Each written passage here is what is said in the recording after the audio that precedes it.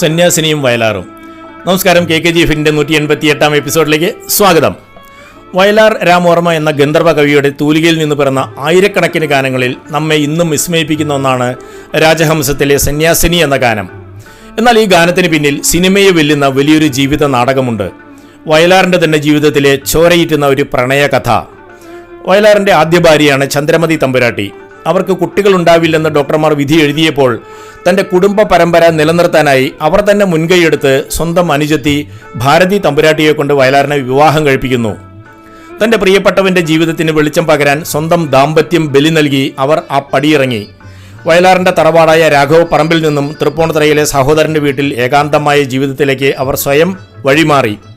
2018-ൽ 86-ാം വയസ്സിൽ മരിക്കുന്നതുവരെ ആ സന്യാസതുല്യമായ ഏകാന്തത അവർ തുടർന്നു.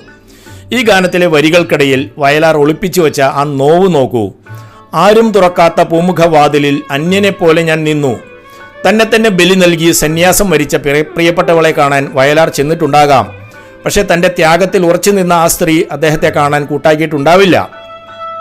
ഒരന്യനെ പോലെ ആ പടിവാതിൽക്കൽ അദ്ദേഹത്തിന് നിൽക്കേണ്ടി വന്നിരിക്കാം. നിന്റെ ദുഃഖാർദ്രമാ മൂകാശ്രുധാരയിൽ എൻ്റെ സ്വപ്നങ്ങൾ അലിഞ്ഞു. നിന്റെ മനസ്സിൻ്റെ തീക്കനൽ കണ്ണിൽ വീണെൻ്റെ ഈ പൂക്കൾ കരിഞ്ഞു. അദ്ദേഹം കൊണ്ടുവന്ന പ്രണയപുഷ്പങ്ങൾ പോലും അവരുടെ ആത്മീയമായ കരുത്തിന് മുന്നിൽ കരിഞ്ഞുപോയി. മറ്റൊരിടത്ത് അദ്ദേഹം എഴുതി, ഒരിക്കൽ നീ എൻ്റെ കാഴ്പാടുകൾ കാണും, അന്നും എൻ്റെ ആത്മാവ് നിന്നോട് മന്ത്രിക്കും, നിന്നെ ഞാൻ സ്നേഹിച്ചിരുന്നു. ഈ വരികൾ കേവലം ഭാവനയല്ല, തന്നെ ഉപേക്ഷിച്ചു പോയതല്ല, മറിച്ച് തനിക്ക് വേണ്ടി സ്വയം ഇല്ലാതായ പ്രിയതമയോടുള്ള കവിയുടെ ആത്മരോദനമാണ്. ഗാനം അവസാനിക്കുന്നത് അതിമനോഹരമായ ഒരു ബിംബത്തിലൂടെയാണ്. രാത്രി പകലിനോടെന്ന പോലെ യാത്ര ചോദിപ്പൂ ഞാൻ. ഇതിനൊരു വലിയ ദാർശനിക തലമുണ്ട്. സ്വന്തം ജീവിതത്തിലെ സംഘർഷങ്ങളും കുറ്റബോധവും കൊണ്ട് ഇരുളടഞ്ഞ ഒരു രാത്രിയായി വയലാർ തന്നെ കാണുകയായിരുന്നു. എന്നാൽ ത്യാഗത്തിലൂടെയും പ്രാർത്ഥനയിലൂടെയും ആത്മീയതയുടെ പാതയിലൂടെയും സ്വന്തം ജീവിതം പ്രകാശപൂരിതമാക്കിയ ചന്ദ്രമതി തമ്പുരാട്ടി അദ്ദേഹം കണ്ട പകലായിരുന്നു. രാത്രിക്ക് എങ്ങനെയാണ് പകലിനൊപ്പം നിൽക്കാൻ കഴിയുക?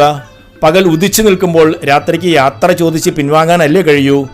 തൻ്റെ ഇരുൾ മൂടിയ സാന്നിധ്യം അവരുടെ വിശുദ്ധമായ വെളിച്ചത്തെ അശുദ്ധമാക്കാതിരിക്കാൻ, ആ വെളിച്ചത്തിന് തടസ്സമാകാതെ യാത്ര ചോദിച്ച് പിൻവാങ്ങുന്ന കവിയെയാണ് നാം ഇവിടെ കാണുന്നത്.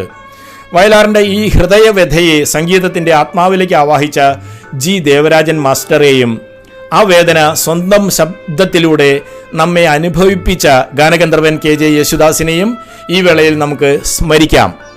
ഈ ത്രിമൂർത്തി സംഗമമാണ് ഈ ഗാനത്തെ അനശ്വരമാക്കിയത്.